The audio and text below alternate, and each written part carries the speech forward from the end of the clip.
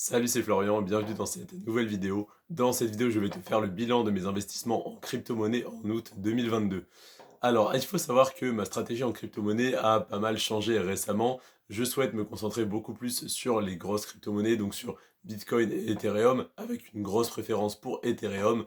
J'en ai d'ailleurs racheté à 970 euros, donc quasiment au plus bas où elle est tombée, et j'avais prévu d'en racheter si elle tombait en dessous des 950 euros, ce qu'elle n'a pas fait. Donc j'ai d'ailleurs toujours 100 euros prêts à être investis sur mon portefeuille crypto-monnaie, donc sur mon portefeuille Binance.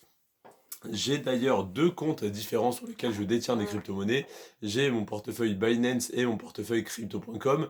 Jusqu'au mois dernier, j'avais également un portefeuille MetaMask, alors que je détiens toujours, mais j'ai retiré la plupart de mes fonds. Il doit rester un peu moins de 10 euros, peut-être 5 euros et quelques en Matic, en BNB et en autres jetons utilitaires, avec un petit peu d'USDT également que je n'utilise plus du coup. Je me concentre maintenant sur crypto.com et Binance et je pense même à la rentrée en septembre ou octobre revendre tous mes CRO que j'ai sur crypto.com et donc ne plus utiliser ce compte pour simplement investir sur Binance, sur l'Ethereum et le Bitcoin.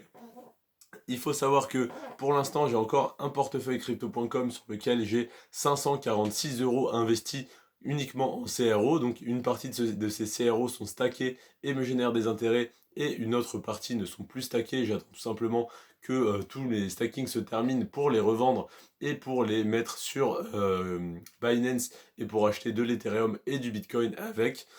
Donc voilà, sur crypto.com, j'ai 546 euros en CRO. Et sur Binance, j'ai 995 euros répartis entre du Bitcoin, de l'Ethereum, des BNB et un petit peu de plusieurs autres crypto-monnaies comme du AVAX, du Matic par exemple. J'ai également du Solana, de l'EGLD. Non, je crois que non, j'ai revendu mes EGLD pour le mettre en Ethereum. J'ai également quoi? J'ai également du DOT, un petit peu de Polkadot et quelques autres crypto-monnaies comme ceci. C'est pareil, j'attends que toutes les périodes de stacking se terminent pour toutes ces petites crypto-monnaies. Et puis quand elles reviennent dans mon portefeuille spot, donc dans le portefeuille où je peux en faire ce que je veux, les revendre, les échanger, etc., je les échange contre de l'Ethereum et du Bitcoin. À savoir que je pense me faire une allocation aux alentours des 70% d'Ethereum et 30% de Bitcoin parce que je crois beaucoup plus en l'Ethereum et que bah, surtout il devrait être mis à jour dans pas très longtemps. Alors l'Ethereum, du coup, j'en ai racheté, comme je te l'ai dit, à 970 euros au plus bas, et j'aurais bien aimé en avoir encore moins cher. Malheureusement, il n'a pas chuté plus, et il est déjà très fortement reparti à la hausse. Ce mois-ci, il a repris, il me semble, 45%, quelque chose comme ça. En tout cas, c'est même plus depuis ses plus bas qu'il a touché, parce que moi, je l'ai eu à 970 euros, et là, il était à 1650 la dernière fois que j'ai regardé. Donc, bah, il a repris déjà plus de 70% de sa valeur par rapport au plus bas qu'il avait touché.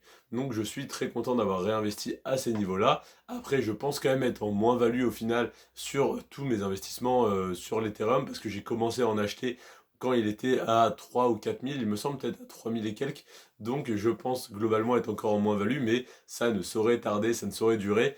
Donc je pourrais encore réinvestir aujourd'hui, mais personnellement, je n'ai pas énormément de fonds à investir pour l'instant. Ça devrait arriver rapidement parce que je déménage en octobre à la frontière suisse. Donc je devrais commencer à avoir des salaires un peu plus conséquents à la rentrée qui me permettraient de plus fortement investir en bourse, en immobilier et en crypto-monnaie. À savoir que ma stratégie en crypto-monnaie, c'est que mon portefeuille crypto soit principalement investi en Bitcoin, en Ethereum et peut-être me diversifier un petit peu, mais toujours sur des grosses cryptos en BNB, etc. Mais ce portefeuille ne devrait représenter que 10% de mon capital total investi en bourse et en crypto-monnaie. Donc si j'ai 10 000 euros investis en bourse et en crypto-monnaie, il y aura 9 000 en bourse et 1 000 en crypto-monnaie.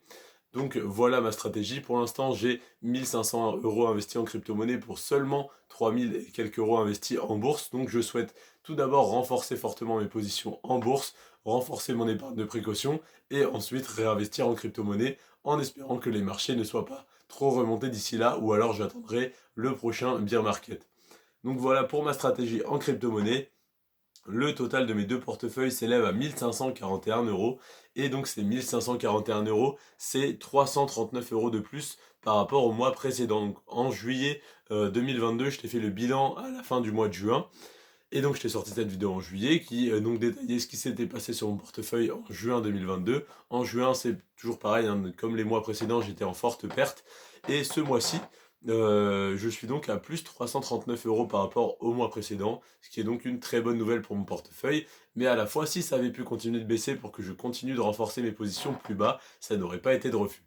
Donc voilà pour le bilan de mes investissements en crypto-monnaie. Cette vidéo, c'était donc l'avant-dernière vidéo bilan du mois d'août 2022. Et demain, je te sors la dernière vidéo qui est le bilan complet de mon patrimoine, donc tous mes investissements, l'argent que j'ai sur Boursorama, sur crypto.com, sur Brix, sur Binance, etc., etc.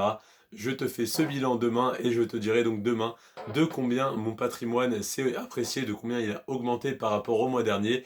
On parle de tout ça demain. Je te remercie en tout cas d'être aussi fidèle à mes vidéos, d'avoir regardé celle-ci jusqu'à la fin. Sur ce, prends soin de toi et de tes finances et je te dis à demain 17 h.